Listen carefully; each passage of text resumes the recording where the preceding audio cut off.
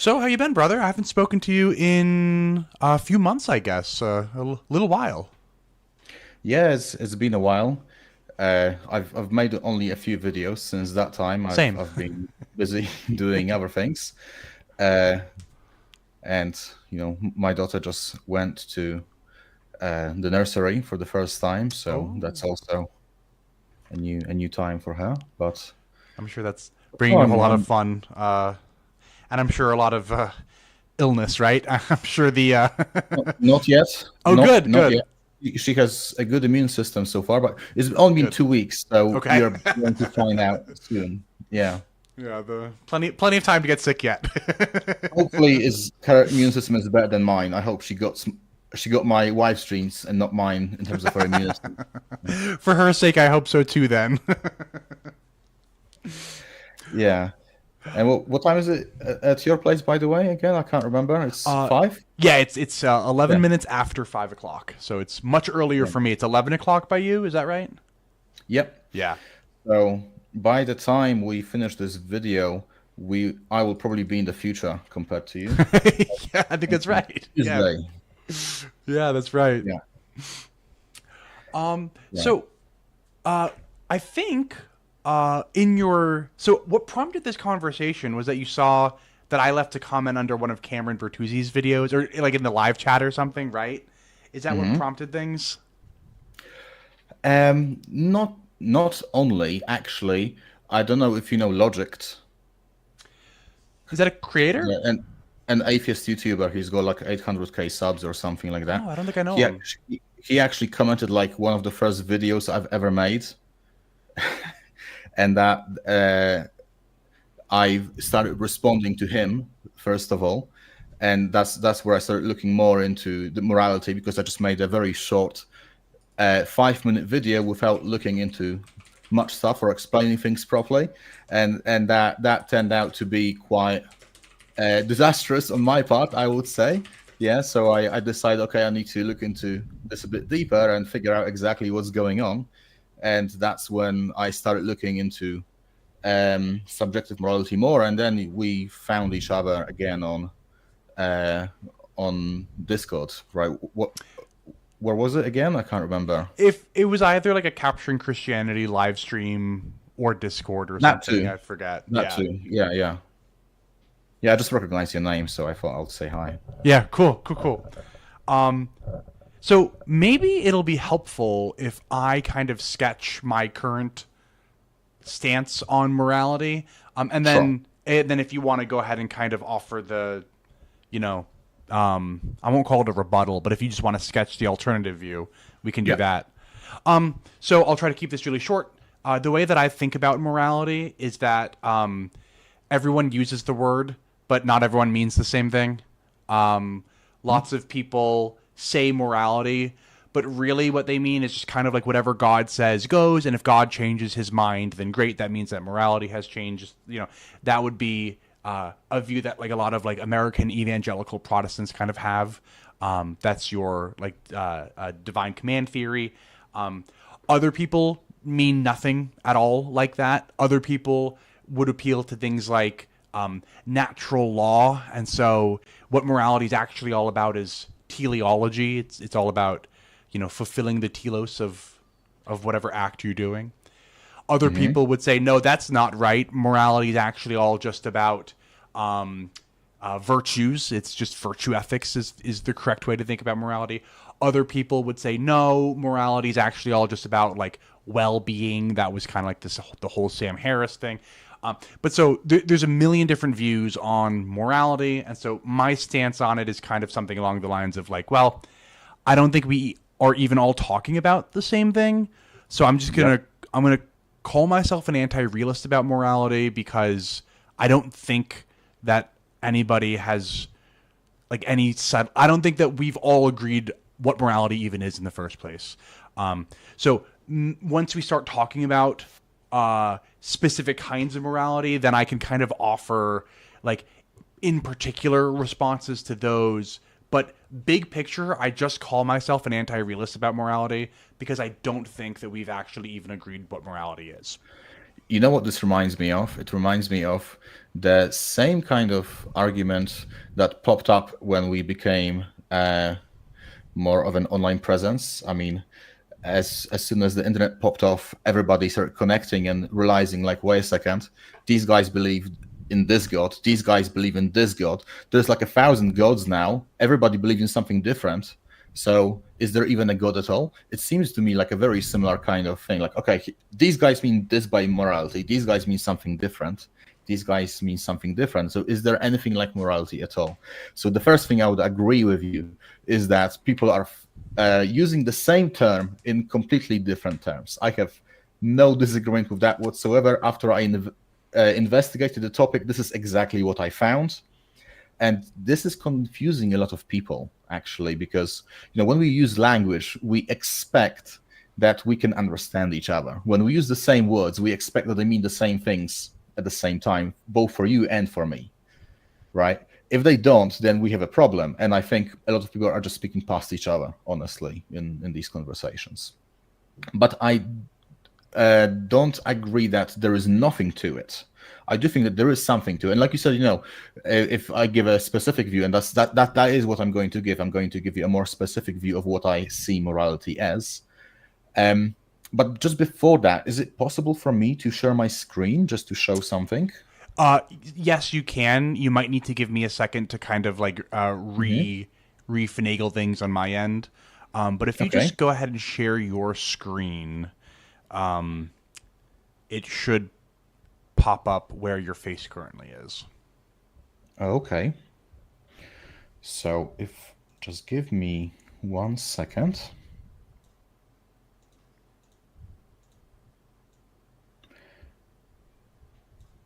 I will share this. Cool. And then here's what I'm going to do is I'm going to go ahead and kind of shrink myself a little bit. I'm going to take you and I'm going to make you much larger. There we go. I think that's probably fine for now. The audience will absolutely be able to see what you're presenting. Okay. So yeah, the first thing I would like to point out is just exactly where I find subjective and objective morality differ. And what I like to use is the subject verb object, a grammar structure of the English language, because this shows that we are not even talking about the same thing. So, for example, I could say, like, I prefer helping people. That would be I'm the subject, verb is the preference, and in my case, I also believe in free will, so I put decide in there. And also there is the value or action or consequences or whatever the object of this is. And I find that subjective morality mostly focuses on the I prefer. So the one who prefers and the act of preference itself. And that is truly subjective. And I would say it's, I've said in my video as well, I think this is more subjective even for us because we believe in free will, and that is fundamentally subjective. I suppose you could reduce, like emotions to biochemistry or something like that. But with free will, no, it's subjective all the way down.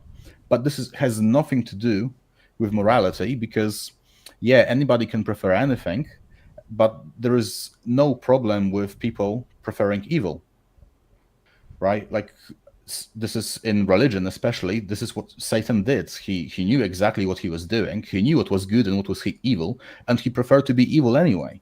So it has nothing to do with what people prefer subjectively. It's more of a judgment about that which is preferred. And so that this is the beginning. And if I go to the next slide just to briefly show what's happening, it's not like we don't believe in subjects, and it's not like we don't believe that people have different moral systems. We do. Both moral subjectivists and moral objectivists, we believe in the same thing in terms of the existence of the subject, the fact that everybody has different moral systems, and that people have different preferences. We just don't slap the label of good and evil onto that. That's the main difference. It's a difference in definition, effectively. I'm not certain when this changed, but when I was just briefly looking into history, it seemed like objective morality was the standard for most of human history. Everybody believed that morals were objective until, except for like a few philosophers here and there, but it was not the majority view that morality is subjective anyway. The majority view was that morality is in fact objective, and it changed in like the last 200 years for some people, but not for everybody, because nevertheless Christianity and Islam, we may disagree with each other, but still make up the vast majority of the world, and we both believe in objective morality. So this is by no means the golden standard, except for circles that do believe in subjective morality. So this is the first thing. Now, what I specifically mean by objective morality is right here, is the categorization of value-driven action according to the natural law, and I'll explain more what I mean by this a little bit later. But basically my thinking goes like this. If I can just explain myself. Actions are objective, they exist. Actions have consequences. The actions come from some values we have, so the values do need to be taken into account. That's why I say they have to be value driven. But actions are objective things we can measure. And I don't only want to know what somebody prefers, or sorry, that somebody prefers something. I want to know what that thing is that they prefer. I want to know what kind of a thing it is. Like we can use abstract reasoning. We are intelligent animals. We use categorization for many things. Like we do this for taxonomy to know that we are mammals and that mammals are life forms, etc. And so I don't see any reason why that can't be applied to actions and behaviors as well. And this is where I think morality is objective. I don't know if I'm making myself clear or not. No, So, I think you're making yourself very, very, very clear. And so I have an interesting question for you. Let me talk about like animal taxonomy for a moment. sure. And I can go ahead and bring us back to kind of the normal view. I'm one of those people, and I think that biologists by and large would affirm this, who would say that like ontologically mammals per se don't actually like exist. Now, of course, there are individual animals that have live birth and are warm blooded and have vertebra and whatever makes a mammal a mammal. But these categories that we've come up with of mammals and lizards and birds and fish or whatever, those are man-made categories, and nature cares little for man-made categories. That's why we have animals like platypuses, which are pretty mammalian, but they lay eggs, which is kind of weird. But that's exactly why. They're not real categories.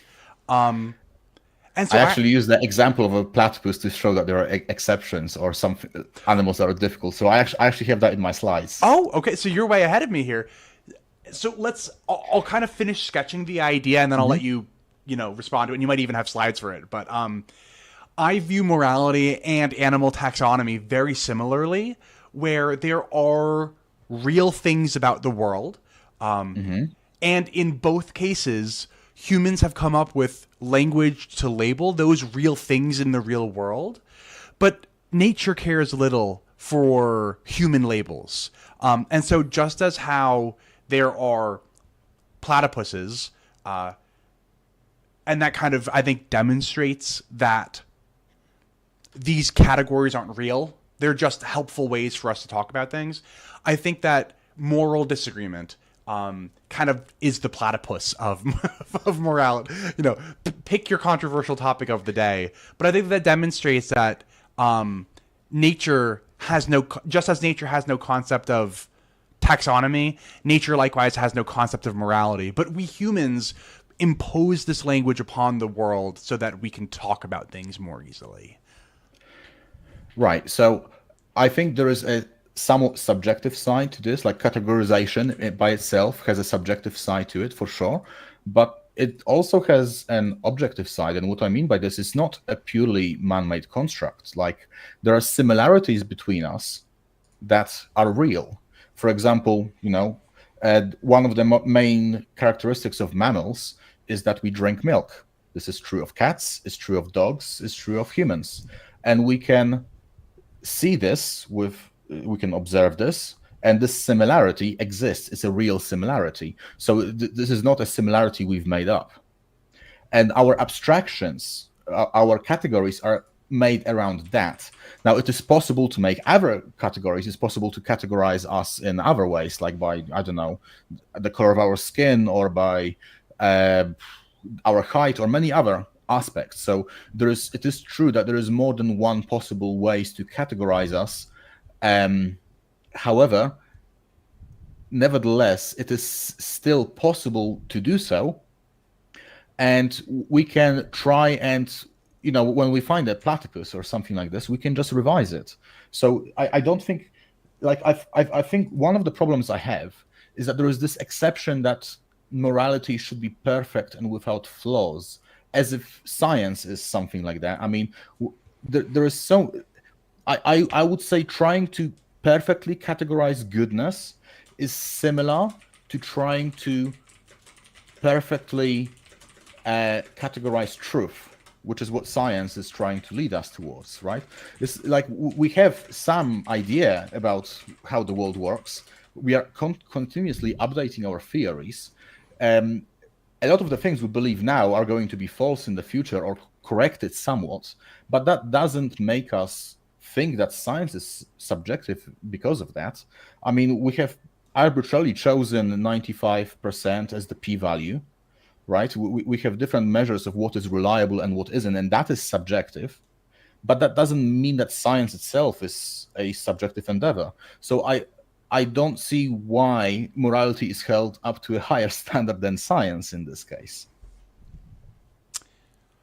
So I don't think that we're holding morality to a different standard than science. Unless we are trying to insist that mammals really have like a real ontology, and that when we categorize animals in the way that we do, we're saying something like factive about the world. But then we don't say the same thing about morality. Then I would agree with you. But scientists, so there's I have an essay. I have a book of essays back here, and one of them is from a biologist from Stanford, and the essay is called "Teleology: the explanation that bedevils biology," or something like that. And the whole thing about that essay is, hey, look, nature doesn't care what we say. Nature's going to do what nature's going to do, and then we can come up with words to describe it and try to categorize it. But it's just because we've come up with a word to group a whole bunch of similar things together doesn't mean that nature actually behaves in this way. Nature does what nature does, and then we just describe it. So by and large, biologists are going to agree that mammal isn't like this real objective category. It's just a way for us to talk about similar organisms. Well, it's a subjective way to talk about an objective reality, is the way I would say it. Yes, but here's the objective reality. I drank milk. My cat drank milk. A monkey drank milk. That's objective reality, and we're fine with that. And so we use this word mammal to talk about me and my cat and that monkey. But that's great. It's just a label that we've come up with to... The label itself, yes, but but this is, I think this is a point I brought up the last time we've talked. Is there is a difference between the actual truth and knowledge, because all knowledge is subjective. We have to build it up. We don't have direct access to truth. If we did, we would be omniscient from birth. We have to build up our knowledge, and our knowledge is by definition subjective in all ways. But my point is not that, yes, we are going to have different categorizations, and I mean the same could be said for many other things. The same, we make categorizations for different types of matter and molecules and everything else. And these categorizations, you could say, are also subjective in some sense. We could categorize things differently, sure, but they are still, we're trying to find the best subjective way to represent objective reality. I think this is what knowledge is trying to do. What our brain has evolved into, I think, is to try to simulate reality in a abstract representation, because we can't fit. It would be impossible to fit the actual information of all of reality into our brain. So we have to abstract. We have no choice but to abstract, because otherwise we would be overwhelmed. We would need to process everything that's happening in the universe exactly as it is, would require a brain that's bigger than the universe itself, right? So we have to abstract and come up with ways to categorize things in a subjective way that hopefully reflects the objective reality as much as possible. We will never get there perfectly. I think we are limited by our senses, by our reasoning abilities, etc. But this is not unique of morality. I feel like this is just true of all knowledge. So all knowledge is subjective, and all categorization is subjective in this way, but we have no choice but to rely on it. Yeah, I mean, so I don't disagree with much of or any of that, really. Yes, all knowledge will wind up being subjective. Yes, great. And I think that, yeah, like, you know, the way that we categorize animals, animal taxonomy is going to be subjective, like, necessarily, right? To some degree, yeah, I agree with that. Yeah, and I think morality is just the exact same thing. So that's not to say that there's no facts of the matter about certain actions. So if I were to, kick you really hard, there's tons of facts about that matter, right? Yep. One of the facts of the matter would be that you would be injured to some degree, right? Right. Another fact of the matter is that you'd be upset with me, rightfully so, right? Those are facts of the matter. And so I think that what humans have done is we've come up with this word like morality. We've also come up with right and wrong, good and bad, those kinds of words. And then we use those words to describe things that broadly fit these big categories. So things that upset other people, things that injure other people, those kinds of things we refer to those as wrong or bad or immoral. But again, there are times where, like war, like most people don't talk about soldiers killing each other on the battlefield as immoral. Some people might, depending on the kind of war, but you know what I mean? So that, we carve out exceptions and things like that. And I think that's just like animal taxonomy. Yes, well, the first thing to observe is, I think that, yes, there are exceptions sometimes, or there seem to be, at least, until we correct our definitions to fit the new data. But I don't think that the exceptions disprove the rule. In a way, there seems to be some kind of a rule. Maybe we don't have it perfectly yet, but what we do have so far seems to be working well in like 99% of cases. For example, just speaking hypothetically, then the 1% is okay. We have to deal with that when we will have to figure out a way how to most. Categorize this or fit this into our system or upgrade our system. So like if I just use the Jean Piaget's philosophy, we can either assimilate or accommodate, but that doesn't disprove the fact that there is something going on, right? Like, I like to compare this to Newton's laws. They are imperfect. They don't work in all cases. They have exceptions, but that doesn't mean that they don't work in most of these cases. So I think that we can sketch out some fundamental truths that don't work perfectly, and that doesn't deny the fact that there is something to them, just that we don't have a very precise model to make these rules. Yeah, but basically that's what I think at the moment. Yeah, so I'm gonna share with you some. If I recall, you work somewhere in like science, technology, engineering, math ish? I No, maybe I'm just I work. misremembering. I'm a teacher. Okay, I okay, teach, but I have biomedical engineering as my degree. okay, okay. So So in engineering, because I'm a chemical engineer, yep. and in engineering, we'll talk about how all models are false, but some are useful. Newtonian Hmm. physics is false. Newtonian physics is not correct. 100% false. It is false. So if something is either true or it's false, Newtonian physics is false. But it is very useful because it's close enough.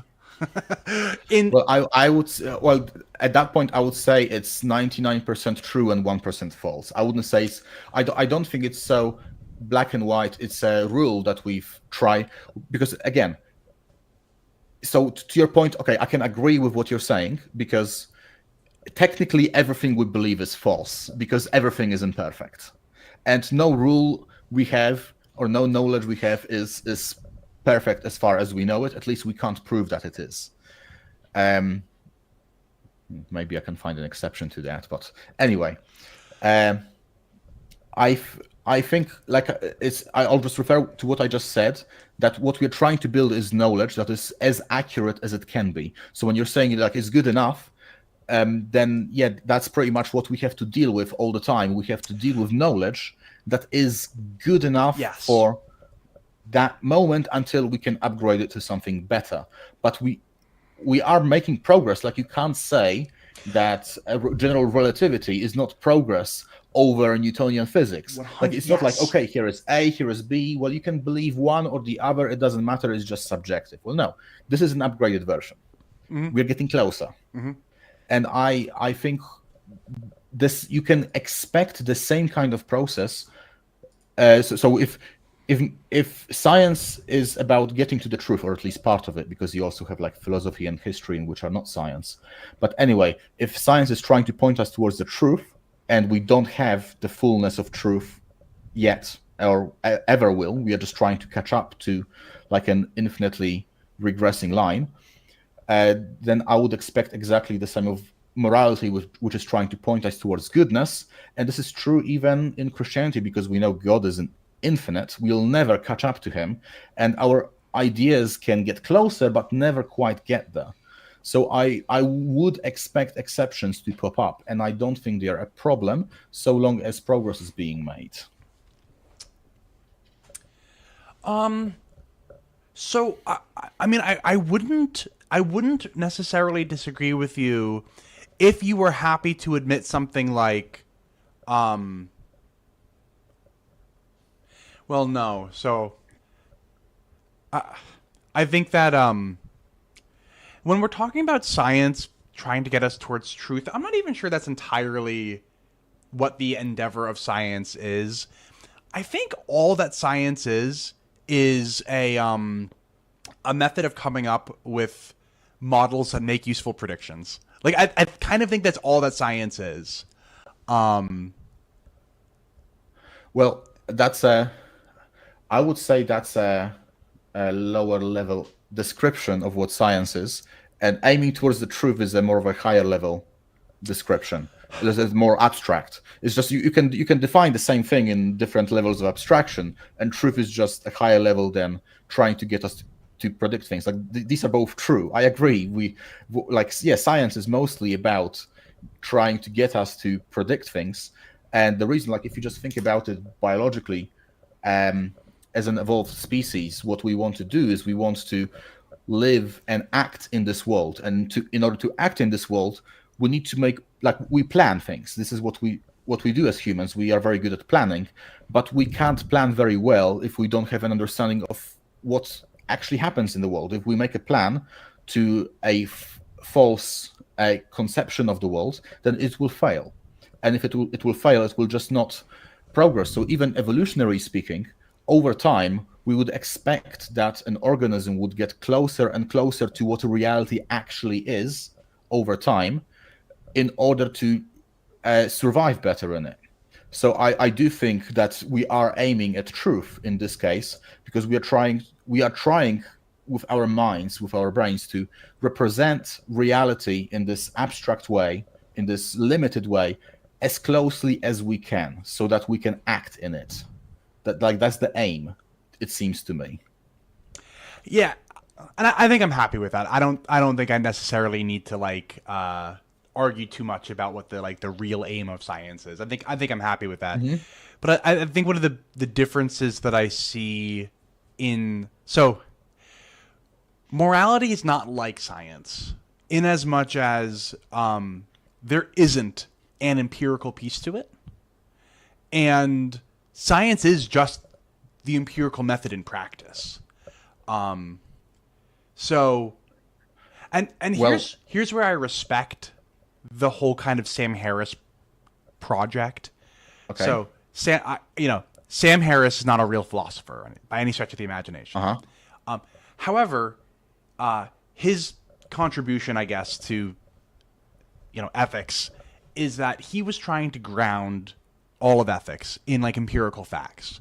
So he would say that it's wrong to kick somebody because you can measure, you broke some blood vessels in their skin and now they're bruised, and it's worse.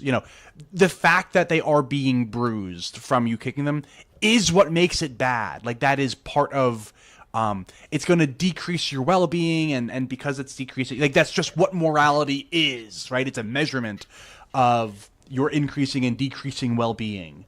And I respect that, but that's not what most people mean when they talk about morality.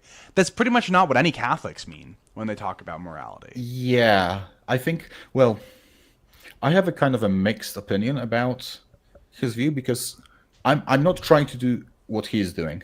We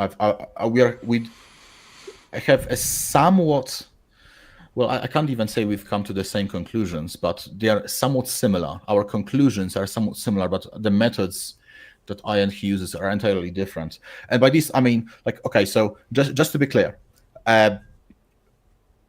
if I was just talking to Catholics and nobody else, I would be using a top-down argument going from God about morality, because I know that we share the same. We all believe in God, so I can use that as a starting point.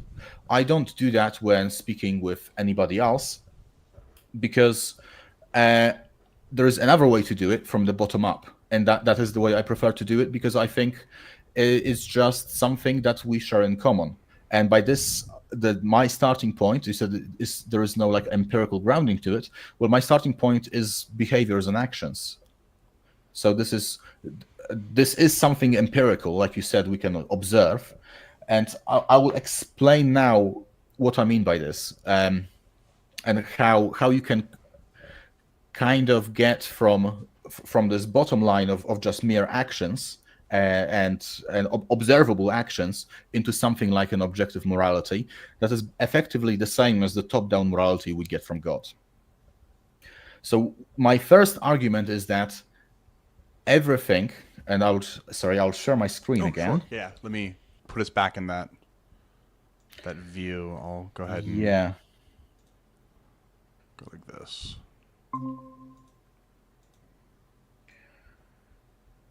Okay.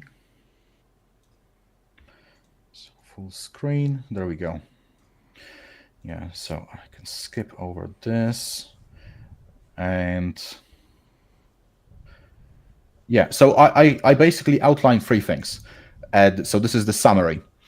First of all, these are the observations I've made. So from the bottom up, we can see that some moral systems are going to be self-promoting or self-defeating, and there is nothing in between.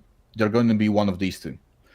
And that is actually very, very important to this point. Second point is that some moral systems are actually incomplete, and I will explain what that means in just 1 second. And the last one is the actions converged due to time. So starting from the first one, just to explain what I mean here, I've actually made a syllogism out of it. So the first point is every moral system manifests good actions. So everybody has a different moral system. We can agree with that. And because of their moral system, they will act in a specific way. So you can expect people of the same moral system to act in a similar way, and different from other people who have a different moral system. Like the actions, they flow down from the values we hold. It seems to me like a fairly indisputable observation. Now, the second part is all actions have consequences. So again, pretty standard. So we have moral systems, they manifest actions, these actions have consequences. And the interesting part is right here. The consequences will either help you to make more of your morally good actions in the future, or they will get in the way. For example, if you were a drug addict, let's say, and you decided to take some drugs, then you would lose money for this, and you wouldn't really gain anything from it. So the next time it will be more difficult for you to do it, and your health will also deteriorate over time. So the longer you do it, the more you will be in trouble. Like the system is not going to help you do it more; it's going to make you do it less over time until you effectively basically die. So there's going to be a variation of what happens. So some moral systems will take longer to be self-defeating, some will be shorter, but I'm pretty certain that everything, no matter what we do, is going to fall into one of these two categories, which is why all moral systems are going to be self-promoting or self-defeating. So anybody can say, okay, I prefer this to be good, but then by their own standards, in the near future, they will say that what I thought to be good is now evil by the same definition I just held, which it starts contradicting itself. It starts to be self-defeating. So I will stop here and I will let you comment on what you think about this. Yeah, I mean, this doesn't seem super controversial to me. All I'm grasping from this is that any system that says always do these kinds of things is going to either be good or bad based on the things that they're trying to tell you to do.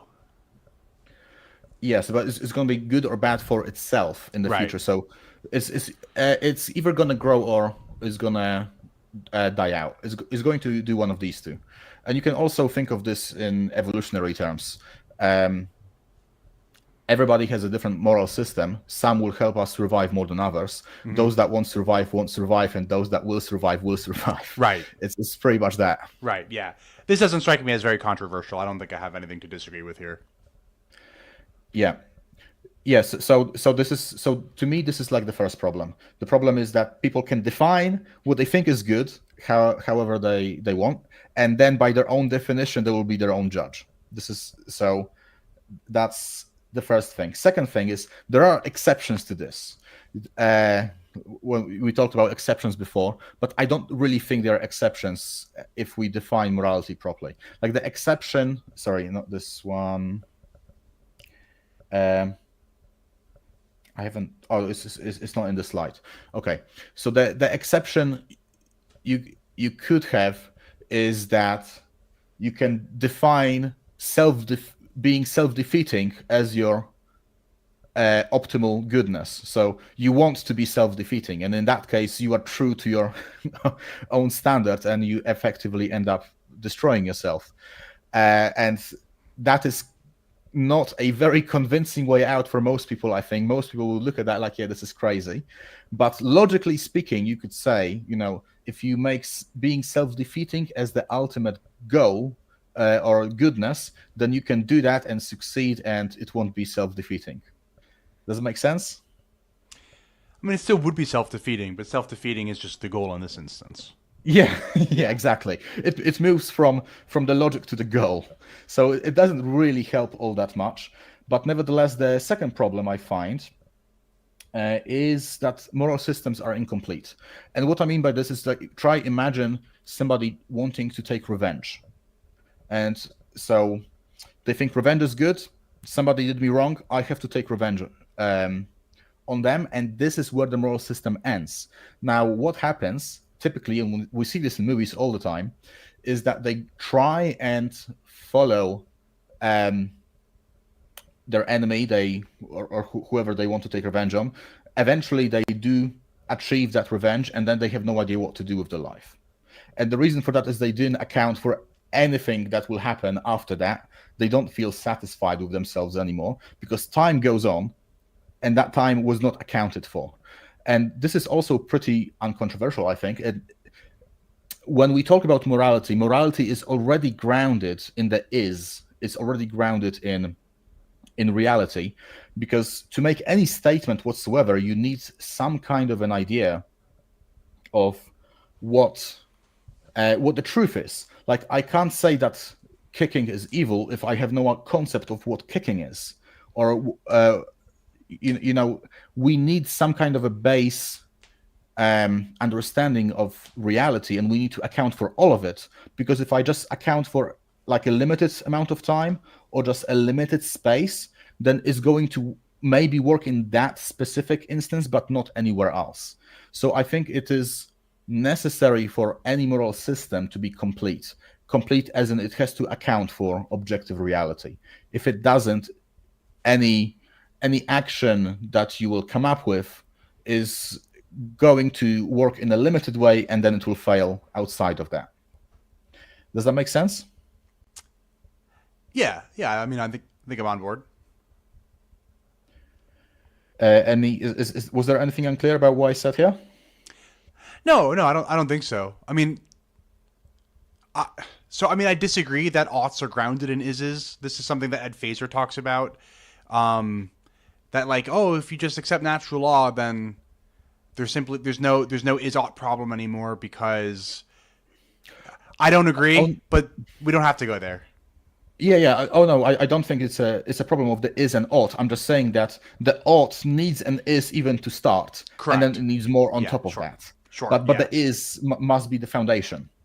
And if so, a system that effectively wants to be self-defeating as its main goal, or wants revenge or anything else, or if you only think about yourself but nobody else, right, then you're limiting the scope of reality to a finite, a very finite and incomplete simulation. Mm-hmm. And that is going to make you fail in the long term. So we can't have incomplete moral systems.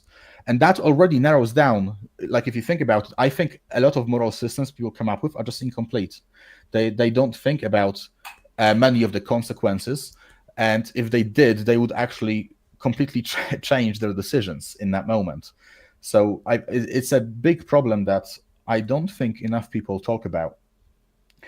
And the last one is convergence of actions due to time. So this is also an interesting one. Anything that you want, like if you have any goal in the long term, and any goal at all that you want to achieve, the one obvious fact that we have to contend with is that you have to be there to actually achieve that goal. And to be there, you must survive. And so survival automatically becomes a necessity for any long-term action whatsoever, regardless whether you want to be a pianist, whether you want to, I don't know, conquer the Eiffel Tower, or anything you want to do in the long term, you have to take in survival into account. And then the interesting thing is, because we are social animals, you also have to consider other people. And now, all of a sudden, things like honesty and what else can I say? Like courage and all these virtues that people value become necessary to achieve most of your goals. I mean, okay, you could be imperfect and you could still achieve your goals, but it would be better. You would have a better chance of achieving any long-term goal if you are honest with people, because over time they would start to respect you more, and you can make, you can have more interactions with them. You can trade with them and exchange information, and all of that will help you. So there is a seeming convergence due to time, and I find the same thing in evolution. Like if you know the convergent evolution theory, some strategies are just better than others, and some patterns of behavior and shape and in animals show up again and again and again, even in completely genetically unrelated species at different times. And there seems to be like a convergence to what is actually feasible over time and what isn't. Does that make sense? It does. I was just watching a video on caffeine the other day, and coffee and chocolate and tea, all of these various plants all have evolved to produce caffeine entirely independently, which is very Yeah. interesting. Yeah. So that's an example of convergent evolution. Yeah, exactly. Exactly. So all of these processes, now this is the interesting thing, is they're all related to life. Everything, all these things I've explained, well, are related to life. Obviously, life is real, so we need to account for reality. Life is a self-promoting process. It's you get more and more of it over time, and life converges. It has a specific direction. It's actually progressing. It's not just random, right? So all of these things are related to life, and life, if you just think about it, is a process, right? Because we are not, um, how would I say it? We are not just things. We are a process. We are a dissipative structure. Our bones are replaced our bone mass is replaced every 10 years, and we are not just objects still in place, but we act. This is just something that we do, and this process, it doesn't have to be limited to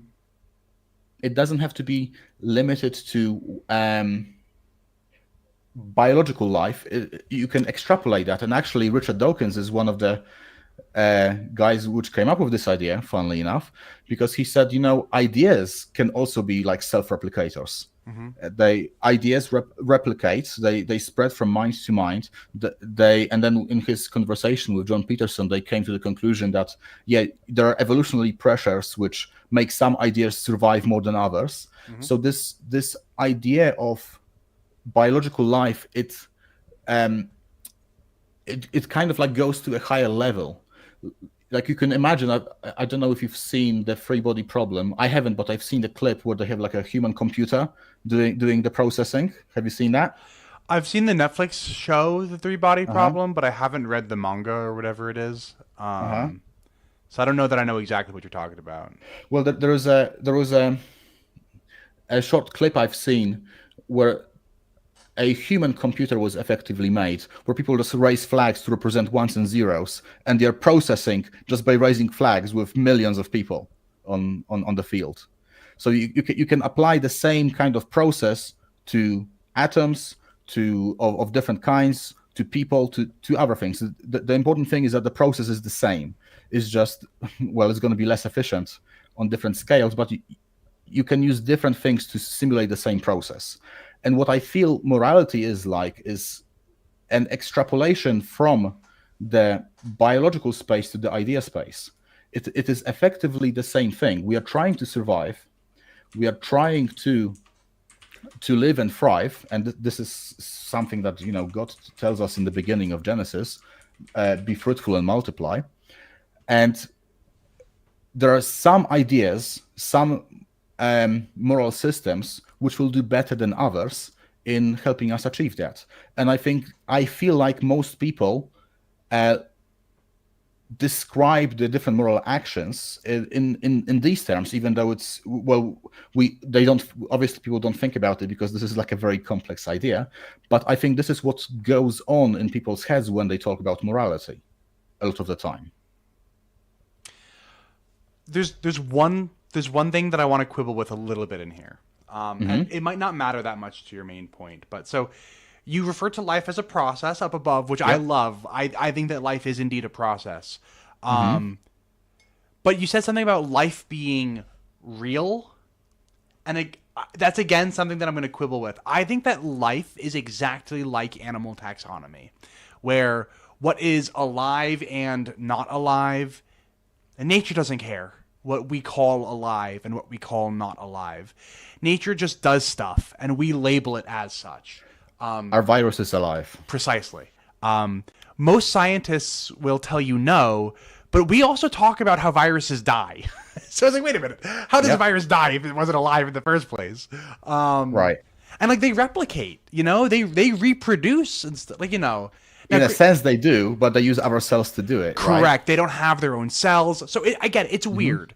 But then also another thing that I like to point to is, when does somebody die? There's no one moment that you can point to and be like, that is the moment that they died. Death is a process. Things shut down one after the other after the other. So there's no one time that you could be like, oh, boom, wow. Unless somebody unless it's easy, like, they get evaporated or something. But just biologically, I agree. But if we consider a soul, which is just like it either exists or it doesn't, if it left the body, that would be the point where people die, right? So I mean, I don't believe in souls. I know. But I mean, even if I did believe in souls, I could see somebody being like, so what? What about a soul leaving a body means that the soul is dead? What if a soul leaves a body but they still have brain activity? Would we really call them dead? Then, yeah. Yeah. So I don't know. I could see people making arguments. Philosophical zombie.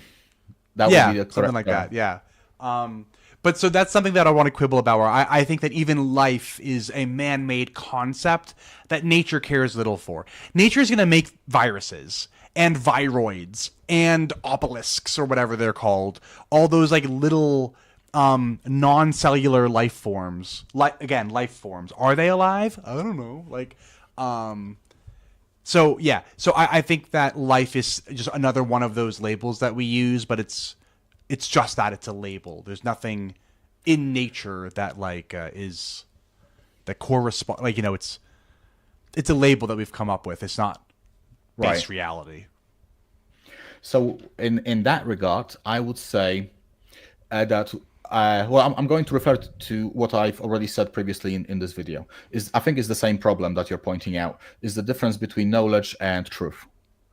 We have an abstract category that we've created, but this abstract category does relate to an objective reality, in the sense that life is basically self-promoting. Yes, we do have an exception, which we have to account for now, and maybe we can come up with a better term or a higher term, because there is okay, so most living things are one thing, and then viruses are kind of another thing. But they do have a lot of similarity that is shared. But if we compare both living things and viruses to rocks, there's a clear similarity between viruses and life that rocks do not share, objectively speaking. So we could perhaps just come up with another term to combine the two, but this is what we are trying to do. We are trying to look at for similarities and differences, and then slap a name on it. This is effectively what we do in categorization. Yeah, but it's a gradient, really, is what it is. I guess on one side of the gradient we have humans, and then from humans we can go to dogs and cats, like animals that are clearly very much so having some kind of experience, but maybe not quite as intelligent as we are. And then we can go down to things like plants, or things like single-celled organisms, where there's probably not any kind of real experience going on, but they still replicate and all. And then we could go from there to the viruses, and then we could go from the viruses to the rocks. So there's a gradient, and that's true. It's true that there are beings that self-replicate, and it's true that there are things that don't self-replicate. It's true that there are cells, and that my body is made up of cells, and that viruses don't have them, and neither do rocks. All those things are true. But the labels that we come up with to group these things together are just that. They're just labels. Okay. So let me ask you this. Have you ever tried to imagine what it was like to be born for the first time and just see the world without any knowledge beforehand? Like when babies are born, they know nothing, absolutely nothing. And as soon as they are able to see, what do you think that is like when they can't even tell apart different objects or shapes, right? They just see an influx of information into their body that is effectively chaotic and unorganized. Can you imagine that? Not really. It's probably pretty crazy. Yeah, I think it's a bit like looking at static on TV. It's just random noise and you have no idea what to do with it, right? I mean, clearly they have some idea of what to do with it. Babies will react to things that you Over put. time, they will get used to this. And how? They are going to look at similarities and differences.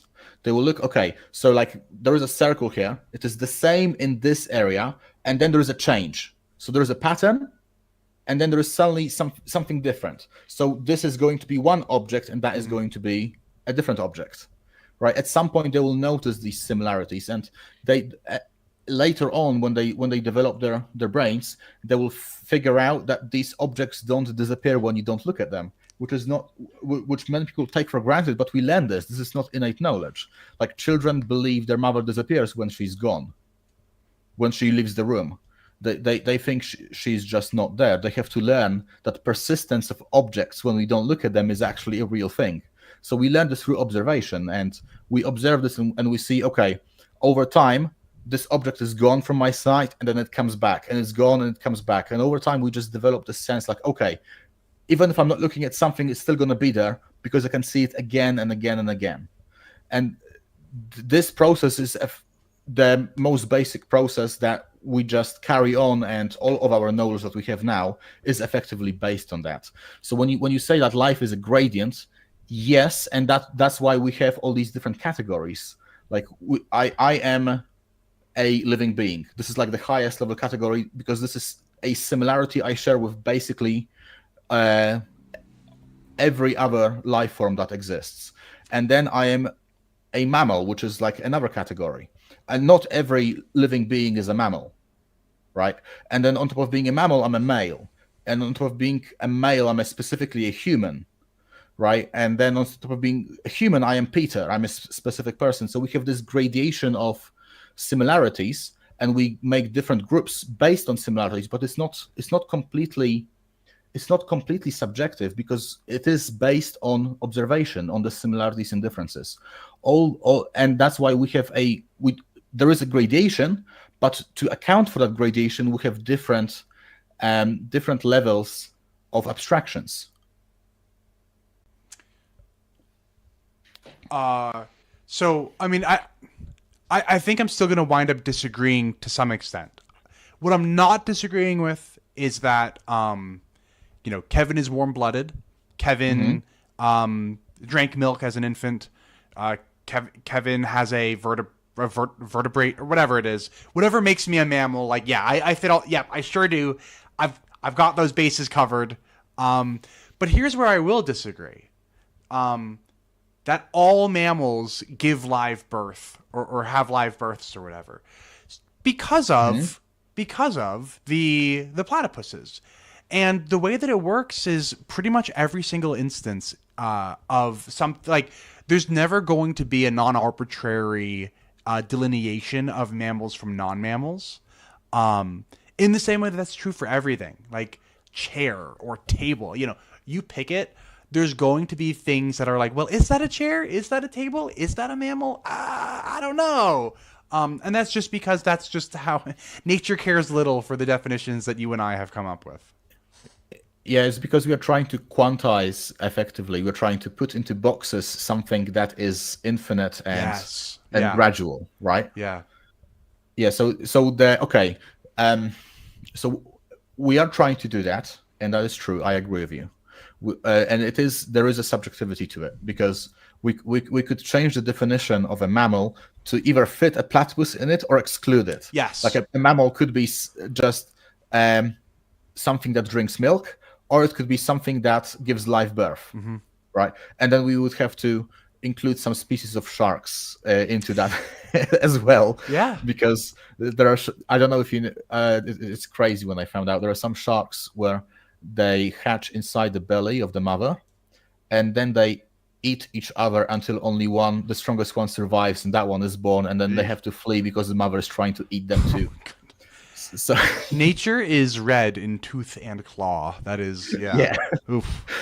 So for like, if there is a definition or like a manifestation of a predator, that would be it. Yeah, you can say that again. Predator before birth. Yeah, right? Jeez. That's. Yeah.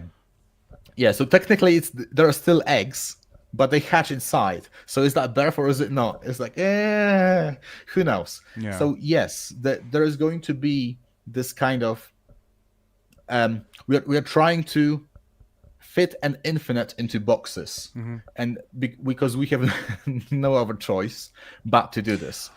And Well, that the I agree with. the other choice is that all of a sudden every conversation takes hours and hours and hours because we can't use any of the shortcuts that we've come up with. So we can't say mammals. If I wanted to say mammals, I'd have to be like, you know, that group of animals, humans and monkeys and cats and dogs and platypuses, but not sharks. You know, and like that just takes forever to say. So we come up with these things for convenience. You know, if we wanted to Should we avoid stop talking about sharing? them, yeah, if we wanted to avoid talking with these very convenient labels, all of our conversations would just take like a really long time. I think in theory we could do it. It would just make conversation virtually impossible. Not just conversation, but thinking and acting in the Yes. world would be impossible. Yeah. Yeah. So, like I said, we have, yes, there is, like, our knowledge is truly subjective, and our categorization is subjective, and it's never going to be perfect. We are trying to conquer the infinite effectively, and we can only get closer. We can never fully get there. But this is kind of the point I'm trying to get at, that we are getting closer. Yes, our knowledge is indeed subjective, but it's based on an objective reality behind it, and that's what we're trying to capture. And so when we have all these different behaviors people have, I think that this is effectively what we are trying to do. We are trying to capture them, and there are going to be exceptions, sure, but we are trying to get this objective reality and categorize it in a way that we can then later use. And some of these ideas, they're not the same. Like, as I said, some of them will die by their own virtue, and some of them will self-promote. And this is not a completely foreign idea to religion. If you recall the parable of the talents, what Jesus said, right? Those who have more will be given even more, right? And those who don't have, who haven't done anything, even what they have will be taken away from them. There is this theme of life within the Bible itself, and also the other one is that the kingdom of heaven is like a mustard seed that grows, right? And then another one is Jesus says, "I am the way, the truth, and the life." And then further on, there is the what was, I can't remember its name, the parable on the mount. What was the name of that? It escaped my mind. Like the The one with the Beatitudes? seeds, the parable of the sower. Oh, you talking about like the sower who sows the seeds on the rocky Yes. ground and the fertile Yes. ground and the So there are different grounds. They're Yeah. not the same, and some will grow more, some will die out. Yeah. And this is so this is not a this is the thing I'm saying is not completely like abiblical. We can see this in Jesus's words. He's describing this process effectively. He's saying, look, we are going to have different soils, different kinds of people, and some of them are going to grow more than others, and some of them will die out. And that to me is just an objective reality. I don't see. We can argue about what exactly is going to be good in specific instances, but this is something that will happen. And if you just think about it more, because I'm speaking very theoretically about this, if you think about this in just a general sense, like, would a parent want to tell their child to do something self-destructive or something that will help them grow? Well, you know the answer to that, and most people will have the same idea, except for some, of course. But you can see how anybody that doesn't have this idea, over time they're just going to be gone. This is so. In this sense, I think is very useful to you can subjectively prefer whatever you want. You can subjectively prefer to be self-defeating if you want. You can do things that go against life, against nature. Sure, you can prefer that, but I think it's still useful to call it that, so that everybody knows exactly what is happening. Like, because if somebody just says, oh, this guy is a good guy, what does he mean by good? Like, if it's a subjective definition, then that can mean an infinite amount of things. It makes the word effectively useless. It reminds me of the discussion of like, what is a woman? And if everybody has a different definition of a woman is, then this word is useless, because the power of words come from the fact that we can share the same meaning. So I think it is useful to be able to describe the actions on top of knowing what somebody prefers. And it's not contrary to subjective morality, because everybody has their own subjective morality, but it's a description of that morality, which goes according to life, effectively. So I guess one question that I have for you is, do you think that there is some real definition of mammal out there that we just have to discover, but it's out there to be discovered, and that definition is perfect? That definition is real. Like that category of No, mammal is real. Okay. All right. So you and I are on the same page about that. I thought that might be where you were going with this, and I was like, well, I don't think that's the case. I think that not mammal quite. is No, yeah. no. It's because it's like I said, it's a subjective attempt in order to try to get our Yeah. knowledge to align with truth. Yeah. We're trying to align knowledge with truth, and we are using imperfect tools and imperfect senses and imperfect logic to try to do this. Yes. And we can get closer or further away from it. Yes, we could choose to include or exclude the platypus Right. in our definition of mammal, but there's no fact of the matter about whether or not the platypus is a mammal.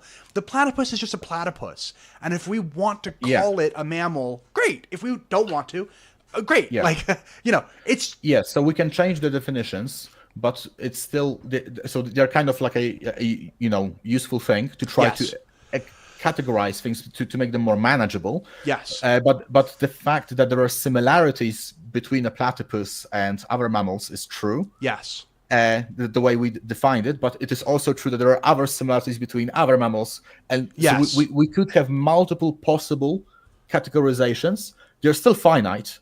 There's still, Right. it's not an infinite amount of categorizations we could come up with, because there is a finite amount of features we could cling on to. But But it's arbitrary. Like the in a sense, definition. Yeah. Like whether or not we include the platypus in the definition of mammal is going to ultimately be arbitrary. We get to decide if platypuses are mammals or not. yes. Yeah. And the reason I was asking that question is because I view morality the same way. Me killing somebody for fun versus me killing somebody to defend my wife because he broke into my house and was trying to rob us and do terrible, So there are facts about the matter that are similar. In both instances, I've killed a person. So great. There's a real fact of the matter about both. But then there's also real differences too, like the motivations for the intention. And so I think that what morality, when people talk about how the former case would be immoral to kill somebody just for fun, that's immoral. But killing somebody in self-defense, that's not immoral. That those are the words that we use to describe them.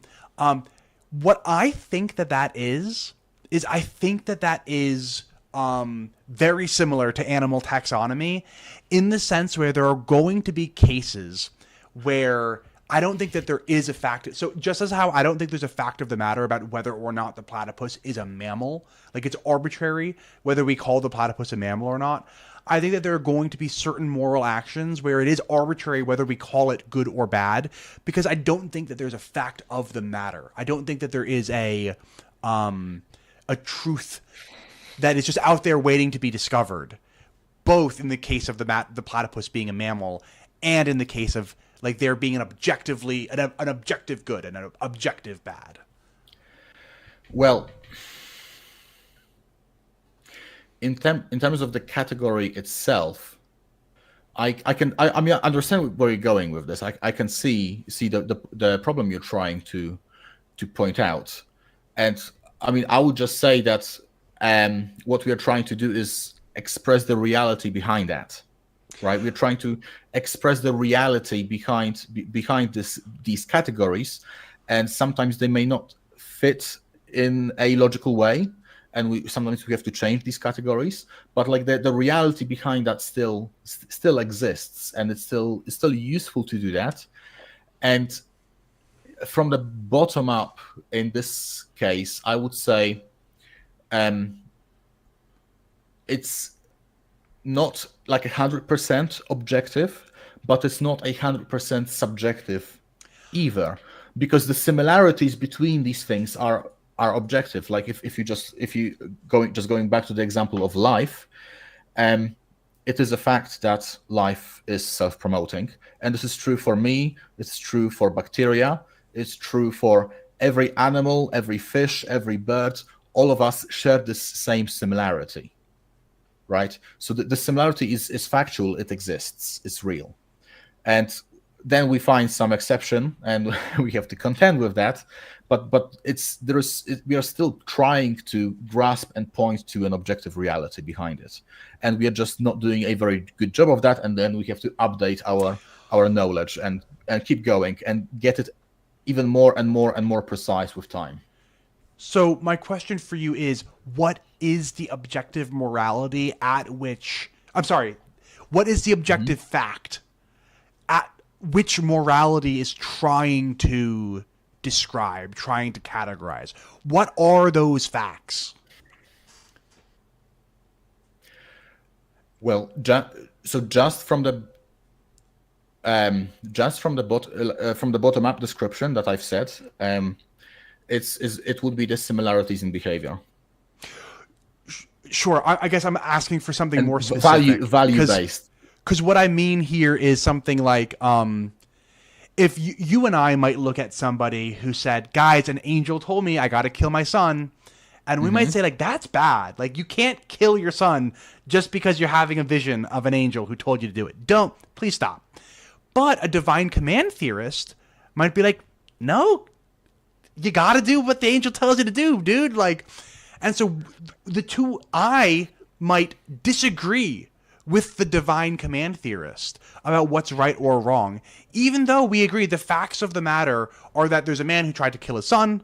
But the divine command theorist and I are going to look at the same facts, but then label them differently.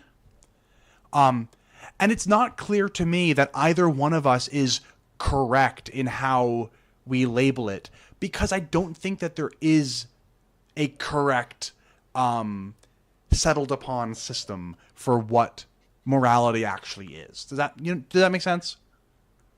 Well, okay. So now we are going we are going a little bit away from mere categorization and into theology now. So we're trying involving more like God and okay. I'm trying to think of how to respond to that, because I have a couple of ways and I can't pick one. So first of all, let me just reiterate what you've said. Let me try to steal on you. So what you've just said is that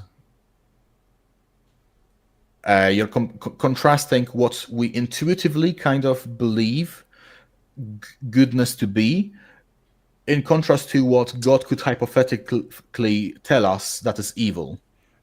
Something like that? Not even so much that. Maybe it would be helpful if I pick a different set of morals. So I was comparing and contrasting a command theorist versus somebody who's not a divine command theorist. But let me pick something like a virtue ethicist versus a consequentialist or something. Okay. Let's say that somebody off the street walks up to me and just punches me right in the face. The virtue ethicist might say that the right thing to do is to be patient, to be kind, because those are the right virtues.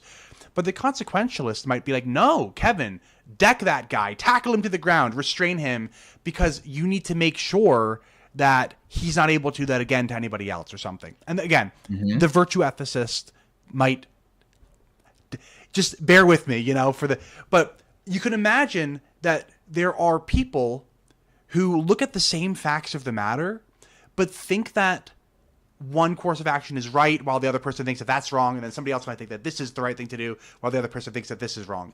We're not disagreeing on the facts of the matter. The facts are that some guy punched me for no reason.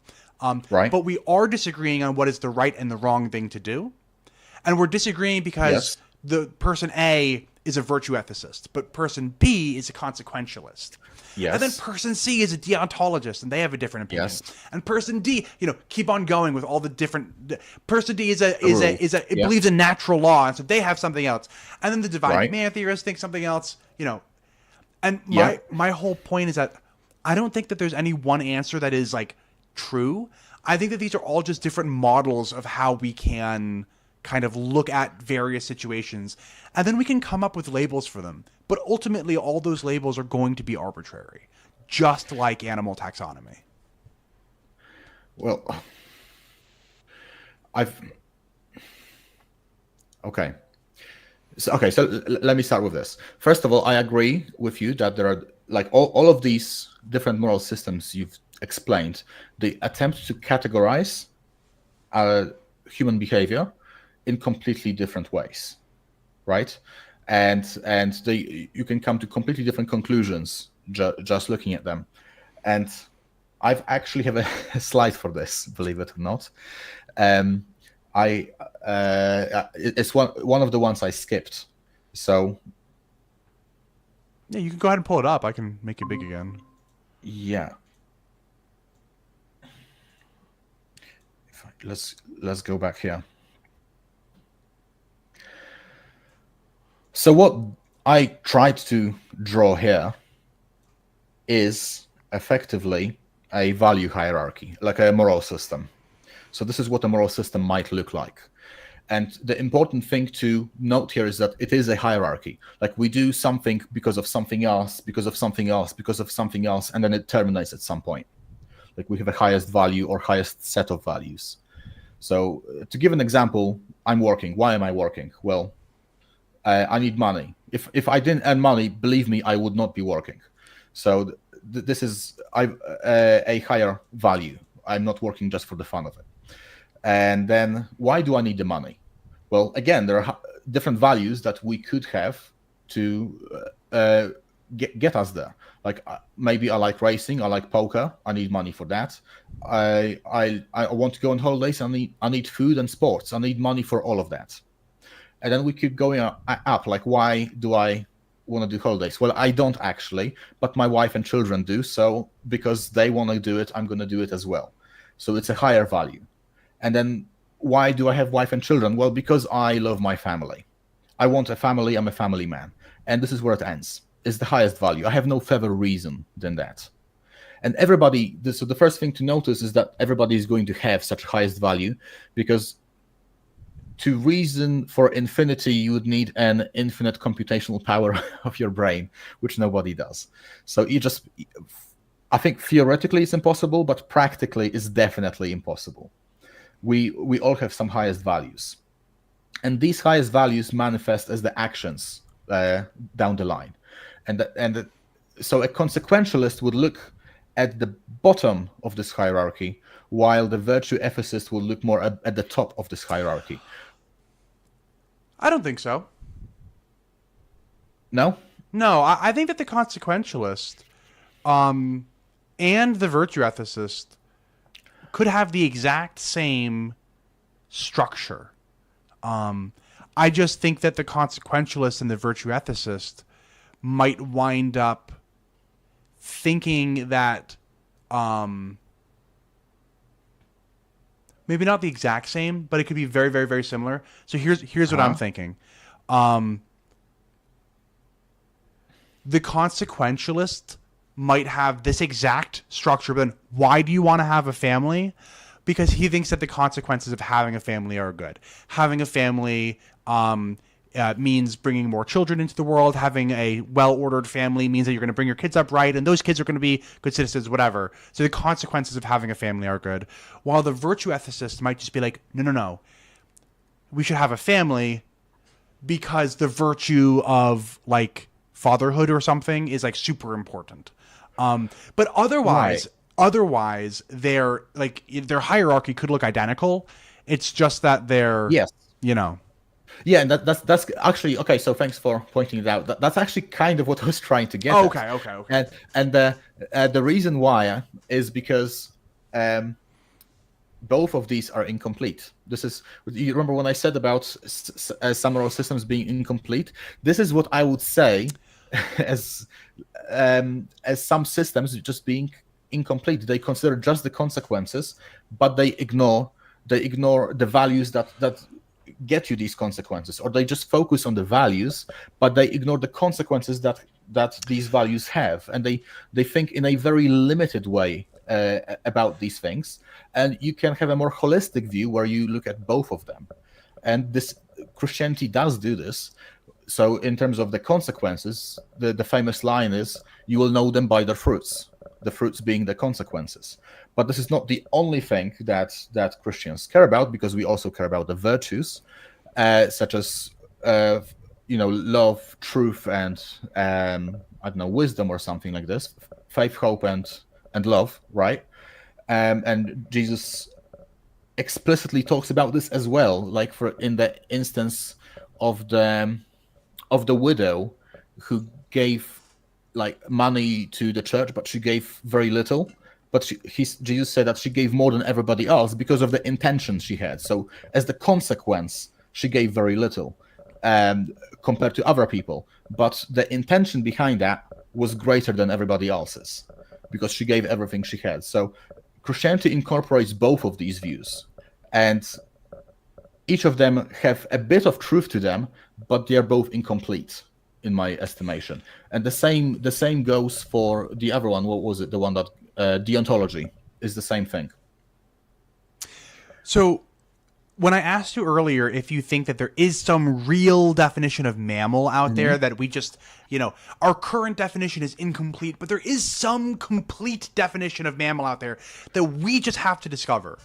You and I both agreed, no, that's probably not the case. That's exactly how I think morality is too. So when you're saying that these are incomplete, like virtue ethics is incomplete and consequentialism is incomplete and deontology is incomplete, the way that I look at it is I say, no, it's not any more or any less incomplete than our current definition of what a mammal is. There is nothing too complete in the sense that ultimately what we call a mammal and what we call moral, those are both arbitrary, not useless, because these are good ways for us to communicate with one another, but it is still arbitrary. So I view them exactly the same way. I think that you view them, and let me tell you what I think that you think, and you can tell me if I'm totally wrong. Sure. But I think that like animal taxonomy and morality are like the exact same. In as much as I think that they are both ultimately arbitrary, and there is ultimately no fact of the matter. I think that they are there is no true definition of mammal, and there is no true morality. But I think that you think, and you can tell me if I'm wrong, I think that you do not think that these two are as similar as I think they are.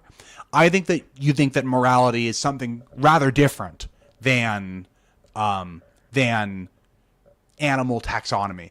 Animal taxonomy, yes, that is ultimately arbitrary, but morality is not ultimately arbitrary. There is a fact of the matter out there for morality. We just have to go and discover it. So that's what I think that you think, and you can tell me if I'm wrong.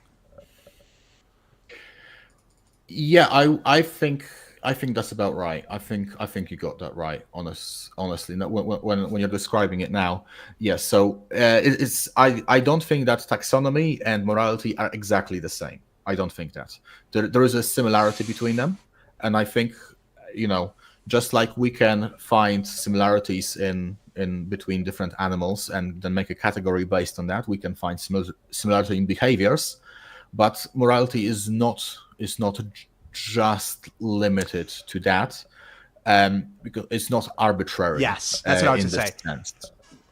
You and I agree that animal taxonomy is ultimately arbitrary, but you and I disagree as to whether or not morality is ultimately arbitrary. Right. Yeah. Yes. Yes. Yeah. Yes. So I can yes, I can see that. I agree with that. Yes. Yeah. Because like we both discussed, we could put the platypus on either side, and there is no really right or wrong way to do this. It's just two different ways, and they both describe reality. It's just in different. They're grouped differently. Right. But we can't do the same with objective morality, because everything has to fit into either good or evil, or to some degree. It can Yeah. be greater good, greater evil, or a lesser good or a lesser evil, but it's going to be somewhere on this line, Yeah. effectively. So if you were, and you might not be in the business of trying to convince, but let's say that you were in the business of trying to convince somebody like me that morality is not like animal taxonomy, in as much as while animal taxonomy is ultimately arbitrary, morality is not ultimately arbitrary. How would you go about trying to convince somebody that morality is not ultimately arbitrary in the way that, like, animal taxonomy is? Well, I would refer mostly. Um, okay. Well, the difficult part about this is that there is a language we're trying to use, and and the language is subjective, and we're trying to attach this language to some objective phenomenon, and from a purely bottom-up perspective, the best thing I think I could give is the argument I gave for the moral system is being either self-promoting or self-defeating. Over time, if your moral system is going to turn your good into an evil, then you're contradicting yourself, and that is just an it's a self-defeating contradictory system. So you can define your subjective goodness by whatever it is, but by your own standard, you will be your own judge in the future, and that can be used as a guide to what is and isn't good or evil, and it is useful. It is useful in the sense that, um, well, we want to be able to talk about morality in some way. We want to be able to look at some actions and know what a person is doing. I mean, we could just speak about it as every action individually without trying to lump them together in any way. But this is not something that we do really with anything else, because it's just there's too much. It's too much information. We have to find some kind of an abstraction to cling on to, and moral systems being self-defeating and self-promoting is, I think, quite clear that you have two distinct categories. No matter how you define them, no matter what you say is good or evil, is going to be in this camp or in that camp. And I think that falls in line with most of our moral intuitions as well. Yeah. So I guess I feel like I can accept both of those while still thinking that it's ultimately arbitrary, in as much as I'm happy to admit that. So, to my knowledge, there has never been like a state, like a government, that has ever been radically pacifistic. Because if there was one, the neighboring countries would invade and take over, Yes. and then it would quickly cease to exist, right? Yes. So, like, same thing was going to happen with morale. If your system says that the highest good is killing yourself, then like that system's not going to stick around for very long. Nope. It's not. It can pop up again and again. Sure, but it'll die out, and then each time. it will die out again. Yes. and again. Yeah. But I don't see how that. Means that it's still not arbitrary. Do you know what I mean? Like, I can agree that is the case. But I don't know how that makes it non-arbitrary. And then I guess likewise, the second point about how language behooves us to come up with these moral systems because it's very convenient, and like evaluating each action individually would be like a huge pain in the butt. And so it's a lot easier just to say murder is wrong, and then we can kind of move on, and we can I agree. It's a lot easier. But ease and convenience, I often use the term convenience when we're talking about language. The convenience of having simple language to describe a whole bunch of similar actions does not mean that it's not ultimately still arbitrary. It just means that it's convenient. But plenty of arbitrary things are convenient, like animal taxonomy. I don't really like the word arbitrary here because it's not totally arbitrary. Right. The word arbitrary, I feel like, is one of those words that like sounds worse than it really is. But all that I mean when I say it is that we could describe it in other ways, and those other ways would be equally valid. So whether or not the platypus counts as a mammal is ultimately arbitrary, but that doesn't mean that there's not reasons why we would or would not include the platypus in mammals. Like, the reasons why we would is because they drink milk and they have fur and they're warm-blooded, but the reasons why we wouldn't is that they lay eggs. So there's reasons, but it's still ultimately arbitrary. So arbitrary doesn't mean meaningless, it just means it could go either way. Right, but okay, so when I talked about like the self-promoting and self-defeating categories, well, these categories themselves are not arbitrary, but trying to assign them to the words good and evil could be, right? And in that case, I would just say that I don't really care what you call it. I want to know if a system is self-promoting or self-defeating. So you could call it X or Y, and then I will say, okay, if self-promoting is X, then I support X. If self-promoting, like in Polish, is not good, is dobre. In Chinese, it's something else. In another language, it's something else. So that's just at that point, it's just semantics, and the semantics, by definition, we create them. Yes. We create the words. So, but I don't care about the word itself. I care about that fact. This is what I care about. This is what is important. And it is an objective part of our reality. It is what helps us in my the way I can think about this. Yes. So it is what helps us to distinguish different types of actions and make decisions. And this is effectively what morality was set out to do. It's about describing behaviors to help us make better decisions. Right? Yeah. So I think that I think I really agree. It's particularly with the point where you said, like, I don't care what you call it. What I'm interested in is X. And then let me tell you what I'm interested in. And I think that you'll agree with me, because I'm not only interested in like self-promotion, because like that almost sounds like it might makes right almost. There's other things that I'm interested in too. I am interested in not being self-defeating, obviously. But like, so for instance, I don't care if a divine command theorist wants to tell me that, for instance, the binding of Isaac, Abraham almost murdering his son because he thinks an angel told him to. I'm going to call that immoral all day, every day. I don't care if you think an angel told you to kill your son.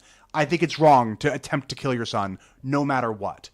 The divine command theorist is going to disagree with me, and I'm going to look at the divine command theorist and say, I don't care that you disagree with me. I don't want to be building a society with you.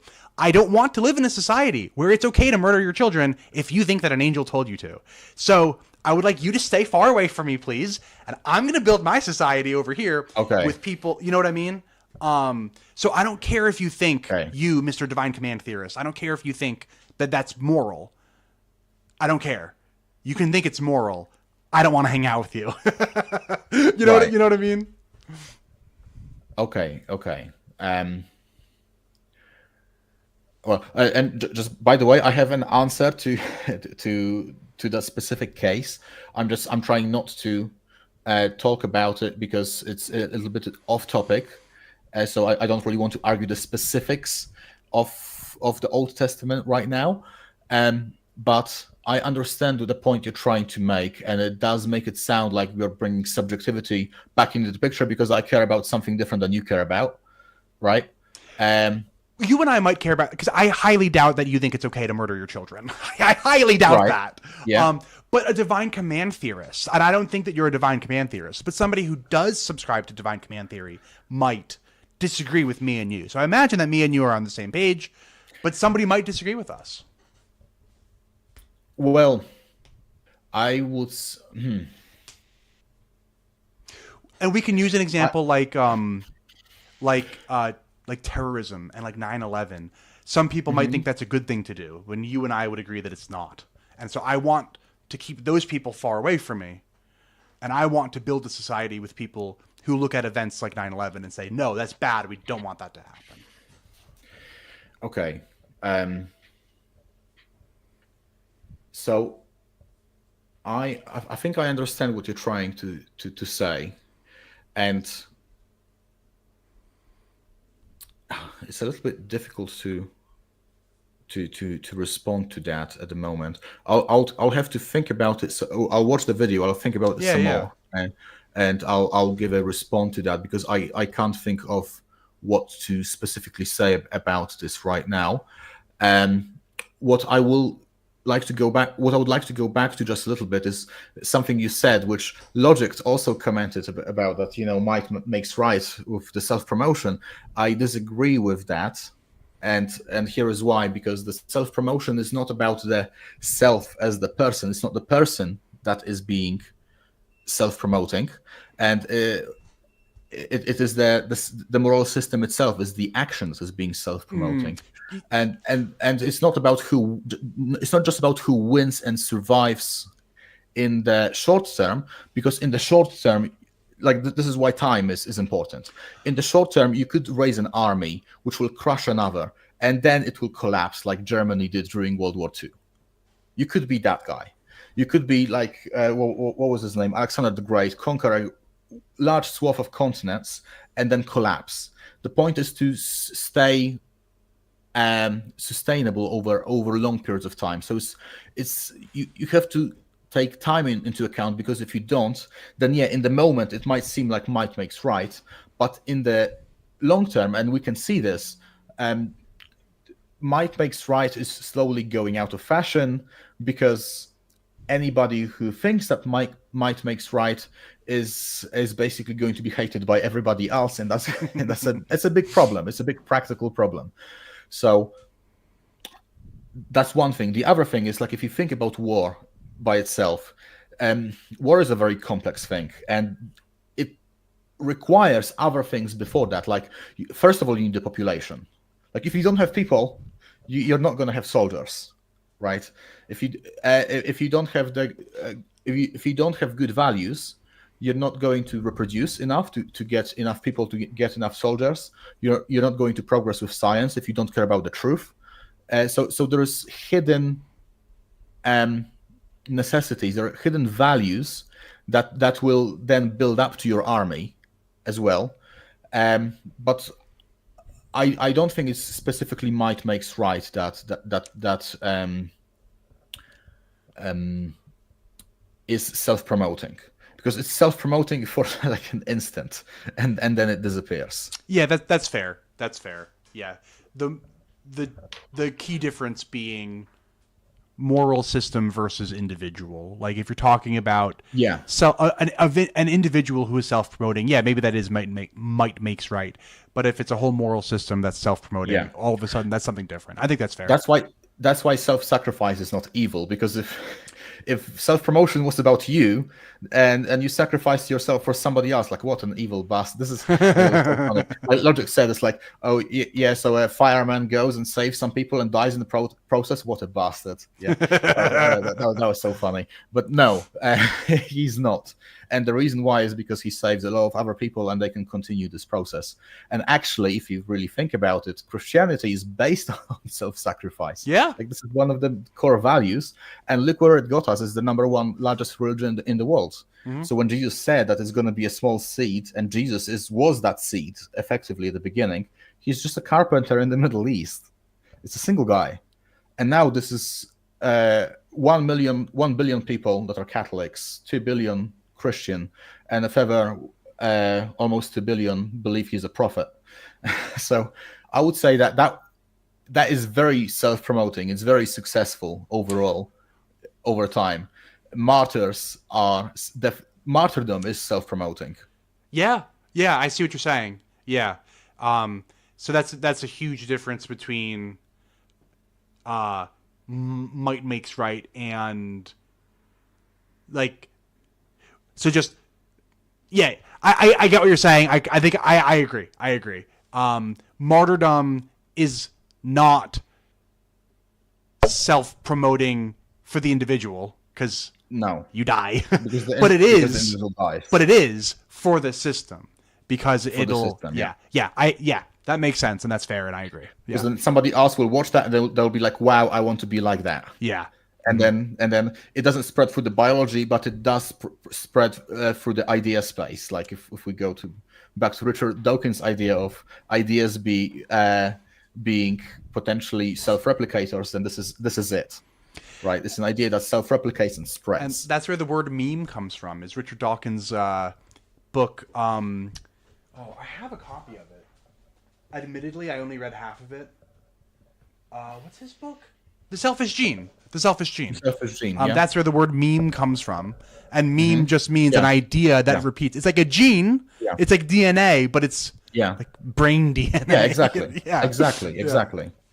Exactly. So you can take and this is also Jordan Peterson's point. I think morality is more than just this, because I'm really speaking from a kind of materialistic perspective. Like I said, for a specific purpose, to have a common language. But nevertheless, because ideas are self-replicators, they are subject to evolutionary pressures, and some ideas will survive better than others. Yeah, certainly agreed.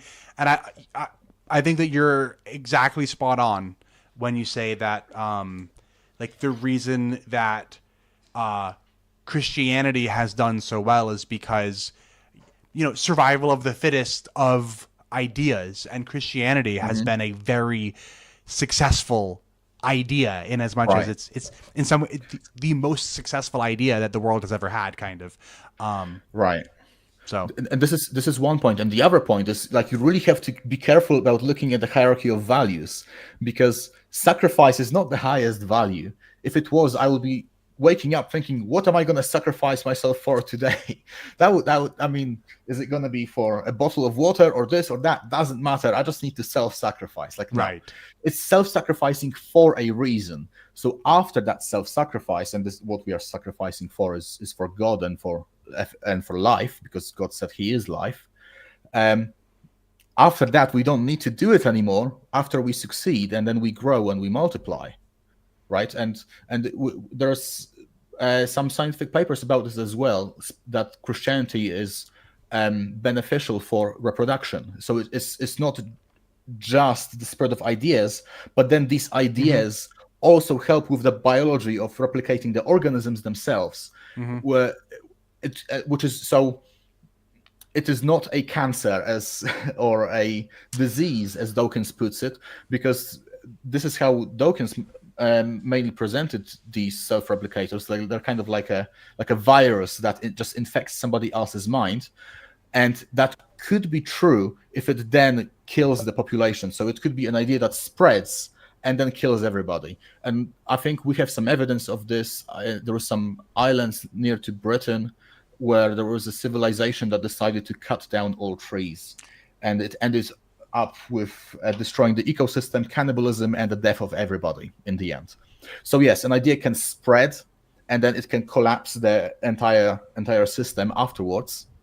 But it is not just about the idea itself. It spreads and it affects the biology as well, and it affects our survival and promotion. And this is, if just theologically speaking, this is what it means to be, right?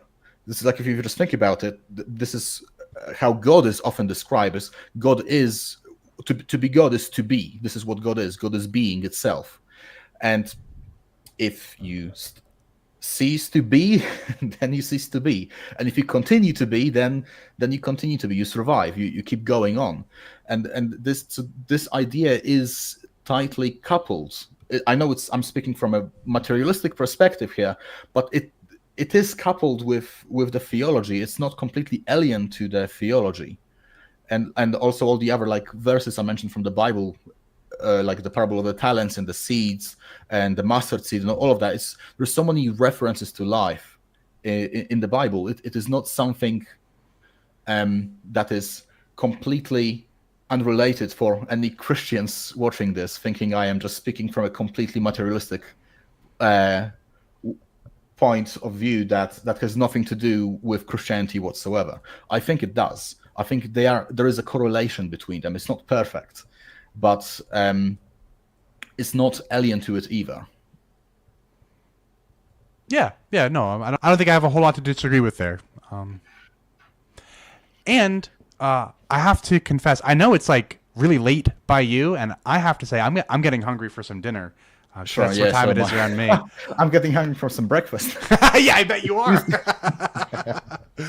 Tuesday now. So what I thought I would like to do is just maybe, I don't know if you wanted to kind of end our conversation on any particular note, but I thought I'd like to give it kind of hand, because I think I kind of started us off. I kind of teed up the conversation, so I think it would be nice to give you the microphone for the last, to take us home.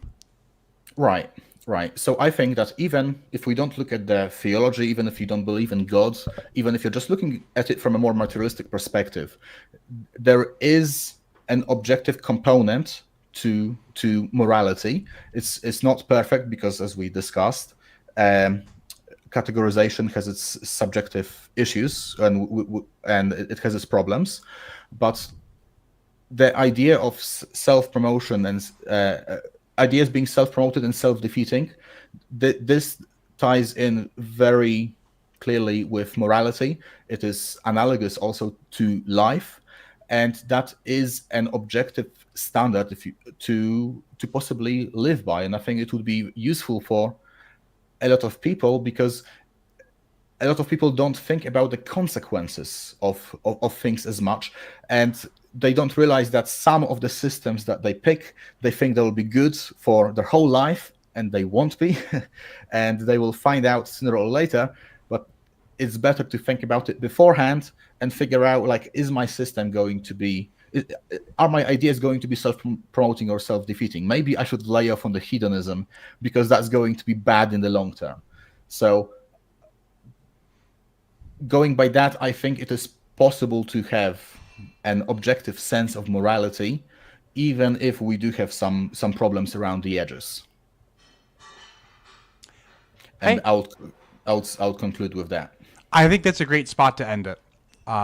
Peter, this was a blast. Thank you for having me on your channel. I assume that this will be posted on your channel. When this goes live, I'll make sure that I make a community post to send all my folks over here so that they can all watch and enjoy. But I had a blast. Thanks so much for having me on. Yes, thank you very much for coming. It was a pleasure talking with you again. All right. Well, in that case, Peter, until next time. Yep. Bye-bye.